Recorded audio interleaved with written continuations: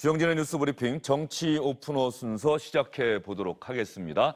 김성환 시사평론가, 장성철 공감과 논쟁 정책센터 소장, SBS 박문신 논설위원 나와 있습니다. 어서 오십시오. 예, 안녕하십니까. 먼저 조금 전에 들어온 소식부터 한번 여쭤볼까요? 어제 문재인 대통령이 여야 5당 대표들 만났다가 마지막 순간에 한 1분 30초 정도 황교안 대표와 단둘이 있었다는 것 아닙니까? 예, 그렇습니다. 이 자리에서 문재인 대통령이 황교안 대표에게 1대1로 만납시다라고 제안했다는 기사가 조금 전에 떴어요. 예, 그렇습니다. 확인이 될까요? 일단 뭐 보도 내용부터 전해드리자면 네. 어제 이제 5당 대표회담이 끝난 뒤에 이제 별도의 창가 옆에서 90초 동안, 1분 반 동안 문재인 대통령과 황교안 대표가 잠깐 얘기하는 저 장면이 이제 별도로 보도가 됐었는데, 이 기간 동안에 어떤 얘기가 오갔는지 청와대는 여기에 대해서 그냥 진지한 표정으로 얘기했고 내용은 듣지 못했다. 그리고 저 황교안 대표는 이 양자 회담이라고 보기는 어려운 그런 90초였다. 이렇게 설명을 했습니다만은 그때 무슨 얘기가 오갔는지 구체적으로 첫 보도가 어떻게 나온 셈이죠. 이때 나온 얘기가 대통령이 둘이서 1대1 회동을 한번 했으면 좋겠습니다. 이렇게 얘기를 했고 황교안 대표가 좋습니다라는 식의 반응을 보였다는 것. 그게 지금 90초 동안에 있었던 오간 얘기들이다. 이렇게 지금 보도가 돼 있는 상황입니다. 아직 청와대나 자유한국당 쪽에서 이 보도가 맞는 것인지 아니면 틀린 것인지에 대한 공식적인 입장 발표는 없는 것 같은데, 황교안 대표에게 문재인 대통령이 그런 제안을 했다면 어제 만남 자체가 이루어질 수 있었던 게 황교안 대표가 어쨌든 결단해서 가능했던 것 아닙니까? 그동안 1대1 고집했는데 네. 형식에 구애받지 않겠다. 맞습니다. 일본의 경제보복 조치 대단히 중요하다. 네. 그렇다고 한다면 황교안 대표가 굳이 거부할 이유는, 만약에 정말로 제안했다면 거부할 이유는 없어 보이는데 어떻게 보십니까? 황교안 대표가 진정으로 원하는 거는 1대1 영수회담이죠. 어제도 이제 회담 직후에 브리핑에 나와서 내가 너무 시간이 짧아서 할 말을 제대로 못하고 왔다. 그래서 1대1 영수회담을 함으로써 진정한 국민의 뜻도 전하고 우리들의 요구도 확실하게 전달하겠다라는 입장입니다. 예, 황교안 대표가 어제 만나면 원래 2시간이었는데 3시간으로 늦어졌어요. 그래서 청와대 측에서는 저녁 식사까지도 하자. 또 네. 실제로 일부 참석자들은 뭐 그런 제안도 있었다고 확인을 해줬는데 황교안 대표가 다른 일정이 있다고 거절해서 그 만찬이 이루어지지 않았다. 이런 기사도 나왔는데. 다른 일정은 없었던 것 같고요. 같이 만찬하는 그런 화기애애한 모습을 보이기가 싫었다는 겁니다. 예. 사실은 회동하기 전날에 각 청와대에서 각 당 대표실에 아니 회동이 길어지면 만찬까지 하실 수 있느냐라고 먼저 물어봤는데 다른 당은 다 오케이를 했는데 황교안 대표만 단칼에 안 한다라고 얘기를 한 거예요. 이미 그 전에? 네, 예. 그 전날에. 그래서 황교안 대표가 이번 5자 회동에 임하는 자세가 엄근진이었답니다. 엄숙 근엄 진지. 맞습니다. 예. 그렇게 국민이 도탄에 빠져 있고 힘들어하는데 그러한 내용을 대통령께 잘 전달해 드리는 것이 이번 회담의 목적이다라고 생각을 해서 그러한 모습은 보이지 않겠다라고 얘기했다는 거죠. 예, 국민이 도탄에 빠져 있다. 이거는 황교안 대표 측이 그렇게 얘기하고 생각하고 있다는 얘기시죠. 그렇죠. 예. 근데 좀 아쉬워요. 예? 이렇게 대통령이나 5명의 이제 대표들이 한꺼번에 모일 수 있는 자리가 없거든요. 드물죠. 근데 이제 만찬하면서 허심탄회하게 여러 가지를 좀 얘기할 수 있었을 텐데 황교안 대표의 정치력이 좀 아쉬운 부분입니다. 약속은 없었던 것으로 확인됐다고 장성철 소장이 얘기를 해주셨는데 좀 아쉽네요. 아쉽습니다. 만찬을 같이 했다고 한다면 정말 이제 또 언제 문재인 대통령과 여야 5당 대표가 청와대에서 만나는 일 앞으로 있을지 없을지도 잘 모르는 일인데 말이죠. 뭐 만약에 지금 나오는 것처럼 1대1 회동을 제안했다고 하면 또 볼 수도 있겠죠. 황교안 대표하고는 그렇습니다만 네. 다른 대표들하고 다 함께 있는. 근데 좀 더 자주 만났으면 좋겠다고 하는 게 국민들의 바람일 겁니다. 근데 왜 이렇게 정치가 안 풀리나 이런 생각 하실 것 같고요. 좀 대통령이 좀 자주 만나는 모습을 저도 좀 보여줬으면 좋겠다. 그러니까 오래간만에 정치가 뭔가 해결하려고 하는 노력을 국민께 보여주는 계기가 됐다고 생각해서 저는 이런 자리가 굉장히 좀 어렵지만 이번처럼만 회동하면 된다 생각하거든요. 왜냐하면 굉장히 국정 현안이 많이 있지만 진짜 필요한 합의가 무엇인지만 일단 포커스를 맞춰서 거기에 대해서 집중적으로 논의하고 합의할 수 없는 것들은 좀 밀어놓고 이런 방식으로 좀 자주 만났으면 좋겠다 이런 생각이 있고요. 저는 이제 문재인 대통령 입장에서 1대1 회동합시다라고 얘기한 거에는 좀 답답함이 묻어 있었던 발언이 아니었을까 싶어요. 어제 회동이 마무리될 즈음에 손학규 대표인가가 물어봤다는 것 아닙니까? 오늘 만남 만족하십니까? 그랬더니 문재인 대통령이 만족스럽지 못하다는 취지로 이야기를 했다. 문 대통령은 사실 일본의 수출 규제에 대한 그 단일한 목소리를 내는 차원도 있지만 추경안이라든가 또 야당과 국회나 정치를 복원하는 과정에 있어서 최소한의 뭔가 합의를 좀 원했던 것 같아요. 추경안 얘기를 문 대통령이 뭐 10차례나 꺼냈다는 얘기가 있는데 결국 합의 공동 발표문에는 안 들어갔어요. 그 공동 발표문에 안 들어간 것도 황교안 대표 때문에 안 들어갔다는 거 하는 거고 공동 발표문이라는 형식을 취한 것도 황교안 대표 때문에 합의문으로 못하고 공동 발표문으로 했다는 거 아닙니까? 그러니까 최소한 대통령 입장에서 이번에는 좀 더 많은 걸 좀 보여줬으면 좋겠고 이번 기회에 사실 경제적인 측면에서도 좀 다급하고 수출 규제 품목에 대한 뭔가 우리가 대체 품목을 개발해야 하는 데 있어서도 정부가 지원금을 좀 출연을 해야 되는 상황이잖아요. 그 지원을 좀 결정하는 자리였으면 좋겠다는 대통령이 바람이 있었을 텐데 그런 게 결국은 지금 안 되는 상황이니까 답답하더라도 황 대표하고 또 만납시다. 만나서 또 한번 풀어봅시다. 이런 얘기를 좀 건네지 않았을까 하는 뭐 이건 제 해석입니다. 예, 추경 예산안에 이번 일본의 경제 보복 조치와 관련된 부분이 또 긴급하게 또 추가가 됐다는 얘기가 있고 동시에 강원도 산불 피해 입으신 분들 또 포항 지진 피해 입으신 분들 아직도 지금 집에 못 돌아가고 계신다는 얘기가 있는데 그런 내용들이 포함되어 있는데 추경 예산안이 결국 이번 임시국회에서는 처리가 안 되는 걸로 조금 전에 협상이 끝나는데 불발됐다. 이렇게 여야가 다 밝힌 것 같아요. 그러면 참 추경 예산안 처리가 시급하다고 민주당과 청와대는 그렇게 강조해 왔는데 결국은 안 됐다. 그러면 또 임시국회 여는 겁니까? 아니면 이게 넘어가는 겁니까? 오늘이 이제 6월 임시국회로서는 이제 마지막 날이었죠. 마지막 날이기 때문에 이제 이른바 이제 마지막 협상을 한 거죠. 원내대표들끼리 했는데 그 결과는 결국 그 추경 문제하고 이제 정경두 국방장관의 해임 건의안 이 두 문제가 이제 연계되면서 결국에는 이제 안 된 거고 회담은 결과물 없음 이렇게 이제 끝나버리게 된 거죠. 그러니까 앞으로 이제 원포인트 본회의를 다시 어떻게 열어야 될지 이런 부분들은 계속 그 여야 간의 몫으로 남은 상태가 돼버렸습니다.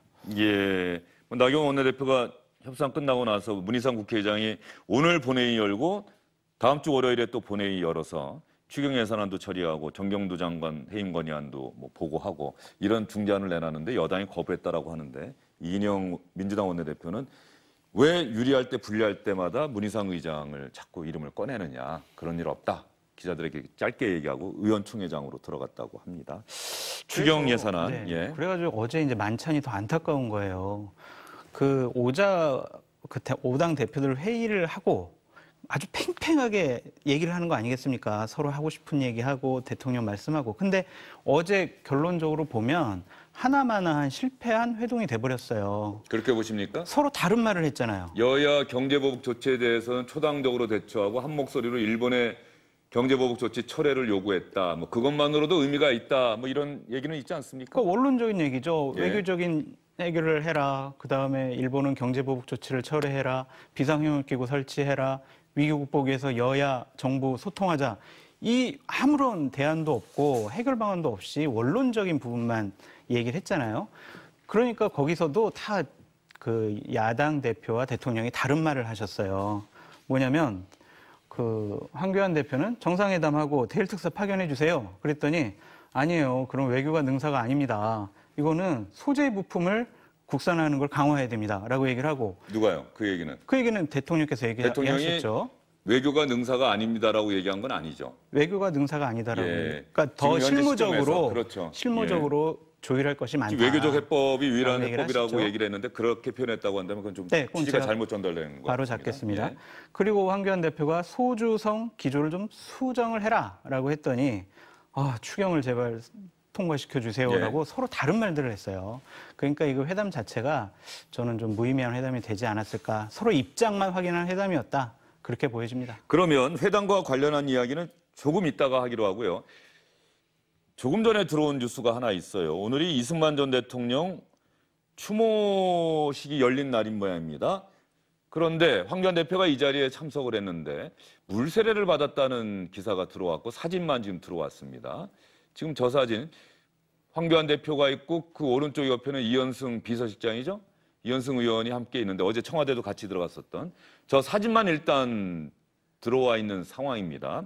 현재 들어오기는 물을 뿌린 사람이 우리 공화당 당원이 아니냐라는 이야기가 현장에서 나오고 있지만 아직까지 공식적으로 확인되지는 않고 있다라고 이야기를 하는데 이승만 전 대통령 추모식에 참석을 해서 54주기 추모식입니다.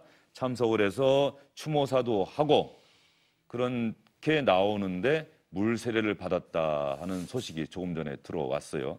이게 만약에 박근혜 전 대통령 지지자들이 10여 명 황교안 대표 둘러싸고 항의를 했고 우리 공화당 당원들이 저런 행동을 했다고 한다면은 우리 공화당 입장에서도 자유한국당에 대한 불만은 크다. 지금 범보수 통합을 지금 황교안 대표가 이야기하고 있는데 그게 녹록지 않을 것임을 다시 한번 보여주는 장면 같습니다. 네, 황교안 대표에 대한 불만도 크다고 볼 수 있는 거죠. 왜냐하면 박근혜 전 대통령 사면론 얘기하기도 했고 태블릿 PC에 관한 발언도 다시 번복했다고 해서 우리 공화당 당원들이 굉장히 반발하는 일도 있었거든요. 그래서 이른바 뭐 애플황이다 뭐 이렇게 서로 비꼬는 발언들을 하기도 했다고 제가 알고 있는데요. 그러니까 그런 것에 관한 연장선에 있는 것 아닐까 싶은데 제가 이 방송 오다가 네. 이 뭐 인과관계가 정확하게 되지는 않았지만 우리 공화당 그 당 버스 있거든요. 네. 그 버스가 현충원에서 나오는 걸 목격했습니다. 예. 사실은. 근데 물론 저기 행사장에 참석은 했을 것 같은데요. 그 참석한 것과 지금 물을 뿌린 사람들의 인과관계는 제가 알지는 못합니다. 그런데 우리 공화당 사람들이 참석을 꽤 했을 거는 분명해 보입니다. 예.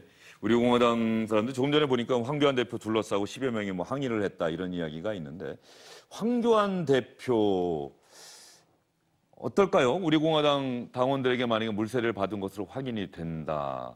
황교안 대표 입장에서는 범보수 대통합 이야기하고 있는데 지금 당 안에서도 친박 세력에 좀 둘러싸여 가는 것 아니냐. 자유한국당 범보수 대통합에 과연 구심점이 될 수 있겠느냐. 이런 비판적인 회의적인 목소리도 좀 나오고 있고 당 밖에서는 또 저렇게 또 비난하고 항의하고 있고. 그러니까 우리 공화당의 조원진 대표와 당원들의 요구는 딱 두 가지예요. 하나는 한국당에 있는 박근혜 대통령을 탄핵했던 그 중심된 인물들을 내보내라라는 것과 박근혜 대통령의 석방을 위해서 더 많은 노력을 해달라라는 그런 것이거든요. 근데 그런 것들을 황교안 대표가 현재 갖고 있는 정치력으로 과연 풀 수 있을지 그 부분은 좀 의문입니다.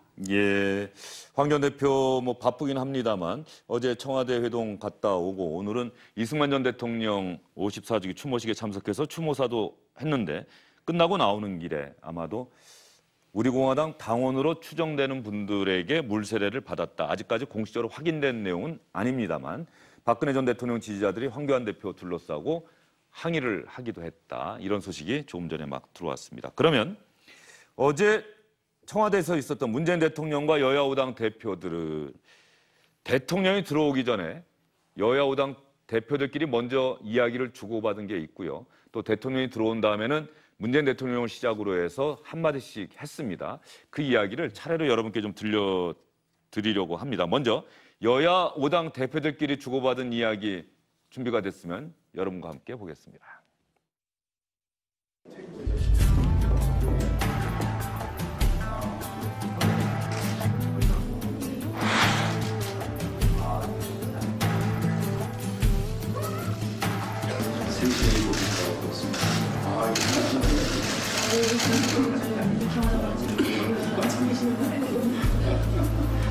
세 번째 대표 축하드립니다.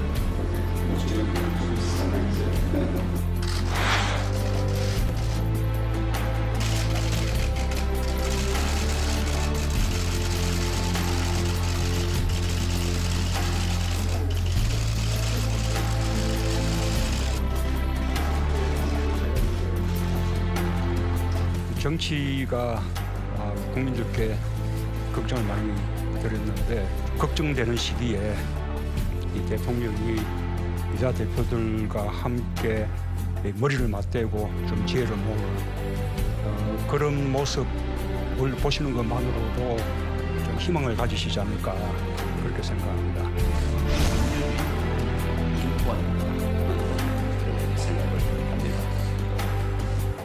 오늘 모처럼 이렇게 초당적으로 결의를 해서 추경안이 꼭 처리될 수 있도록 했으면 좋겠다는 말씀을 드립니다. 지금은 대통령께서 야당과 다툴 이런 때가 아니라고 생각합니다. 대통령님께서 잘 돌아보시고 야당과의 진정한 협치를 이룰 수 있도록 힘써 주시기를 바랍니다. 참 송구스러운 말씀입니다만 경제에 관해서는 대통령께서 철학을 바꿔주시기를 간곡히 호소합니다. 분권형 개헌에 찬성하겠다 이렇게 말씀하셨습니다. 그 말씀이 지금도 유효한지 그 말씀을 꼭 듣고 싶습니다. 우리 황교안 대표님께 생각의 틀을 좀 바꾸셔서 자유한국당까지 함께 합의되는 그런 선거제도 개혁이 이루어지기를 바랍니다.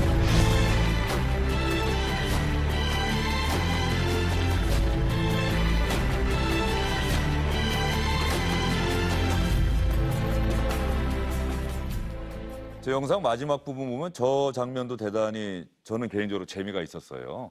대통령과 여야우당 대표가 다 만남을 정리하고 나서 어떻게 발표할지 하는데 그때 이제 같이 왔던 대변인들, 비서실장 이런 정치인들이 다 옆에 붙어서 어떻게 얘기를 해야 되는지 각자가 각자의 문재인 대통령은 또 강기정 정무수석이나 고민정 대변인 옆에서 이렇게 정리를 해주고 황교안 대표 같은 경우는 이현승 실장하고 전희경 대변인 옆에서 이렇게 해주고 이런 장면도 참 그동안 보지 못했던 다 정리가 된 다음에 기자들에게 공개가 됐는데 어제는 저 장면부터 이렇게 공개를 했더라고요, 박문실 의원.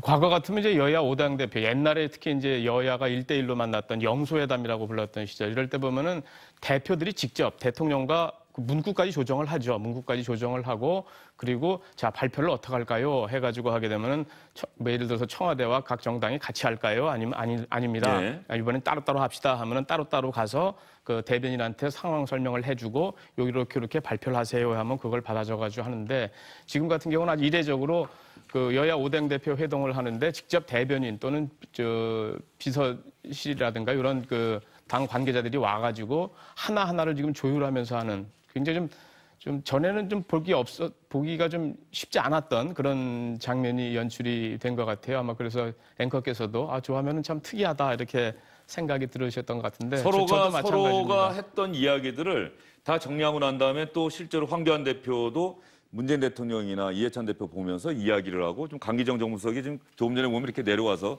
발표문에다가 이렇게 손으로 뭘 써가면서 이렇게 수정하는 모습. 저거는 정말 예전에는 볼 수 없었던 이제 청와대 회동도 뭔가 방식이 달라져 가고 있구나. 이런 느낌을 갖게 해요. 그렇죠. 예전에는 이렇게 대변인하고 당대표가 따로 옆방에 가서 따로따로 해가지고 조율을 했거든요.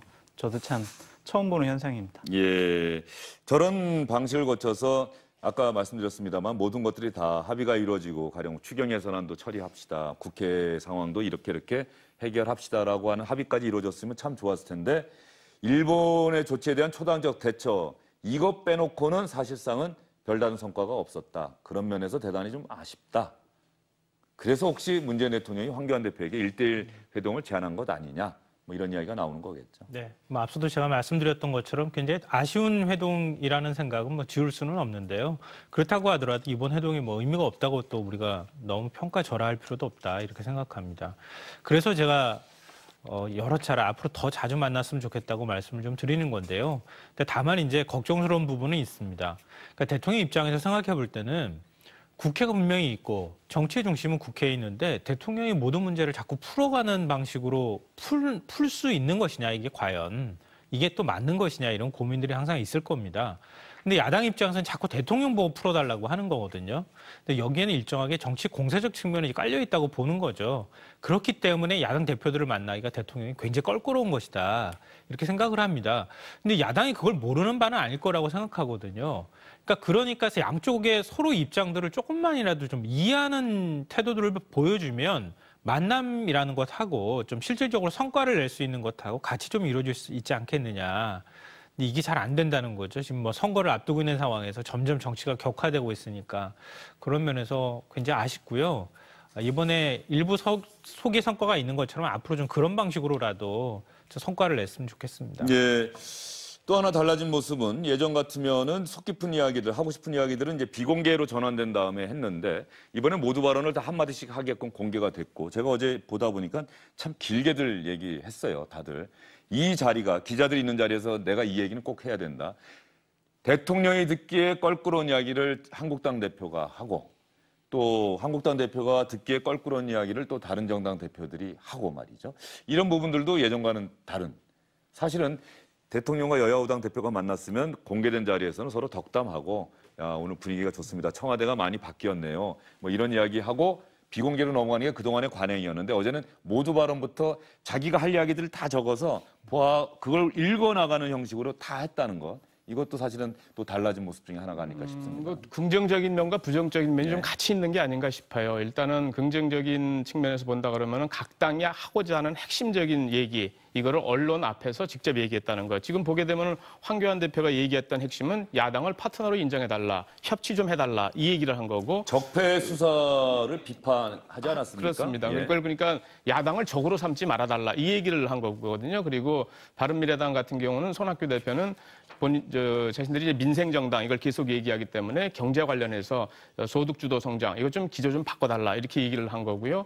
그 다음에 민주평화당과 정의당은 그 선거 제도 개선 문제, 일종의 그 자신들의 그 앞으로의 당의 진로라든가 생존과 직결된 문제라고 생각하는 부분, 여기에다가 플러스 이제 민평당 같은 경우에는 개헌 얘기, 여기 각 당에서 가장 지금 바라고 또 가장 하고 싶은 얘기를 한마디씩 한 거거든요. 이런 부분이 있는 거고, 또 다른 측면에서 말씀드린다면은 저런 속 깊은 얘기가 언론이 있을 때 준비해 온 걸로다가 언론 앞에서 얘기하는 순간 아 저거는 답은 안 나오겠다 이런 생각도 동시에 했었습니다. 예. 저런 속 깊은 얘기일수록 그 뒤에서 별도로 아주 좀 깊이 남들한테 왜 큰 얘기 할수록 남한테 좀 안 알리고 또 그리고 남들이 듣는 자리에서는 조금 더 말을 조심하고 이럴 때 실제 대화가 이루어지는 것도 또한 사실이거든요. 현실적으로 볼 때. 그래서 네. 그런 것들을 볼 때 아, 각 당이 해결되지 않는 부분을 우리는 이렇게 답답해하고 있습니다라는 것들을 호소하는 수준에 머무르겠다 하는 생각이 동시에 들어서 그런 측면에서 긍정적인 요소와 또 덜 긍정적인 요소, 부정적인 요소가 같이 있다 이런 생각이 들었습니다. 예. 저는 이제 한 2가지 정도에서 문재인 대통령의 또 정치력이 좀 아쉬운 부분이 있었는데요. 네. 저런 오자 회동이 있기 전에 바로 직전에 국회에서 반대했던, 그러니까 야당이 반대한 윤석열 검찰총장을 임명을 해버린 부분은 상당히 좀 안타까워요. 회동 후에 좀 양해를 구하거나 얘기를 한 다음에 했어도 늦지 않았을 텐데, 아니 절차가 그렇다라고 그렇게 말씀하신 부분은 좀 야당 대표들을 배려하지 못한 부분이 있다라는 생각이 들고요. 네. 추경이 그렇게 급하다면 야당이, 한국당이 주장하는 정경도 국방부 장관 해임 건의안과 관련해서 받아들이든지 아니면 따로 불러서 만나셔서 아유 곧 저기 개각할 때 할 겁니다. 그러니까 좀 기다려 주시고 추경해 주세요. 이런 식으로 좀 정치적인 좀 얘기를 하셨으면 오히려 회담 결과가 훨씬 더 좋지 않았을까라는 생각이 듭니다. 예, 장석철 소장이 얘기한 거는 자유한국당이나 바른미래당 입장에서 보면은 그랬으면 좋았겠다는 생각이 드는 사안인데 또 혹시 청와대나 여당 입장에서 보면 그거야말로 옛날식 정치 아니냐. 원칙과 절차대로 15일까지 인사청문 경과 보고서 보내달라고 요청했고 그때까지 안 왔으면 그걸 왜 시일을 끄느냐. 안 왔으면 그 순간 물론 그 다음에도 언제든지 대통령이 임명할 수는 있겠습니다만 그 임명하는 것이 원칙이고 뭐 정경도 장관 해임 건의안 같은 경우도 국회에서 논의할 일이죠라고 이제 이렇게 얘기할 수도 있을 것 같은데 김성환 평론가는 어떻게 생각하세요? 그러니까 지금 추경안 하나 가지고 우리가 도대체 한 넉 달 동안 얘기하는 것 같아요. 그러니까 추경안 하나 통과시키는 게 과연 이렇게 힘들어야 되는가? 이 부분에 대해서는 저는 좀 갸우뚱합니다. 그러니까 야당이 야당의 존재감을 드러내고 정치적으로 여러 가지 여당에게 요구할 수 있는 부분도 있고 그거에 따라서 추경을 일종의 조건으로 걸 수는 있다고 생각하는데 그동안의 모습들을 보면은 계속 조건을 바꿔가면서 지금 추경안을 얘기하고 있잖아요. 근데 지금 어느새 정부가 내년도 예산안을 국회에 제출할 시점이 와버렸어요. 그러니까 지금 통과시켰다 하더라, 지금 7월 중에 통과가 될지도 모르겠지만 지금 통과시킨다 하더라도 집행은 한 9월쯤이나 돼야 집행됩니다. 이게 과연 추경이 효과가 있을 것이냐. 아마 여당 내부에서도 지금 회의론이 일 거라고 저는 생각해요. 그러니까 추경안 문제에 대해서 의견은 좀 달리할 수 있지만 그래도 집권한 여당이 있잖아요. 그러니까 일부를 빼는 안이 있더라도 좀 조건을 너무 많이 달고 추경안을 무기로 삼지 말고 그래도 추경안 통과하는 데 있어서 재예산이라든가 여러 가지 것들이 포함되어 있으니까 그중에서 일부 덜어내고 통과시켜주는 방법으로 좀 선택했으면 좋았을 텐데 너무 오래 끌다 보니까 이거는 이 죽도 밥도 안 되는 상황이 돼버렸다. 그 부분에 대해서는 전 야당도 책임의식을 가져야 한다고 생각합니다. 그러면은 말이죠. 이 이야기 갖고 뭐 더 이야기해도 사실은 평행선을 달릴 텐데 추경 예산안 문제는 많은 분들이 이런 생각할 겁니다. 청와대와 여당 추경 예산이 정말로 긴급하게 필요하다고 국민에게 여러 번 강조했어요. 많은 분들이 거기에 동의할 겁니다. 그렇다고 한다면은 추경 예산안 통과시키기 위한 야당 설득 노력을 더 많이 했어야 하지 않느냐. 야당을 계속 어떤 구석으로 몰아갔던 건 아닌지, 추경 예산안 통과에 필요한 야당 협조를 이끌어내려는 노력을 과연 얼마나 많이 했을까 이런 생각이 들고, 분명한 거는 자유한국당은 추경 예산안 발목 잡은 거는 뭐 누가 뭐라 그래도 그건 분명한 팩트 아니겠습니까? 어쨌든 추경 예산안 자유한국당이 처리를 못하도록 지금까지 다른 조건을 내걸었으니까 말이죠. 결과적으로 이렇게 추경 예산안이 처리가 되지 못하면 그 피해는 결국은 국민이 받게 된다는 점 다시 한번 확인됩니다. 짧게 한 말씀 드려도 될까요? 이 추경안은 저는 정부와 정권이 거짓말하는 거예요. 국민들을 향해서. 왜냐하면 한국당에서는 계속 재예산만큼은 해주겠다고 계속 했는데 여당이 그걸 안 받아들인 거고요. 분명히 우리 일본의 경제 보복과 관련된 그런 예산도 예비비에서 할 수가 있어요. 처리할 수가 있어요. 근데 그런 것들은 다 감추고 그 6조 7천억을 안 해주면 경제가 망할 듯이 480조의 슈퍼 예산은 어디다 두고 6조 7천억 없어가지고 우리나라 경제가 망합니까? 이거는 정부와 정권이 무능한 거죠. 그러니까 이 부분들은 꼼꼼하게 살펴볼 필요가 있어요. 예, 재해와 관련한 예산. 그렇다고 한다면 또 그렇게 얘기할 수 있죠. 그러면 그 부분이라도 자유한국당이 설득해서 통과시켰어야죠. 그 부분에 대해서는 아니 지금 그렇게 말씀하시니까 제가 그냥 그 질문에 대한 그 반론을 제기하는 차원에서 그 부분이라도 통과시켰어야 되는 게 맞는 논리죠. 맞아요. 예, 네. 사실은 그 부분은 대단히 아쉽다는 생각입니다. 네. 추경 예산안 아까 좋은 말씀하셨어요. 추경 예산안 갖고만 벌써 넉 달 가까이 이 시간에 얘기했다는 것 자체가 국민들 시청자들 보기에 대단히 답답한 상황이다 이런 생각이 들고요. 맞습니다.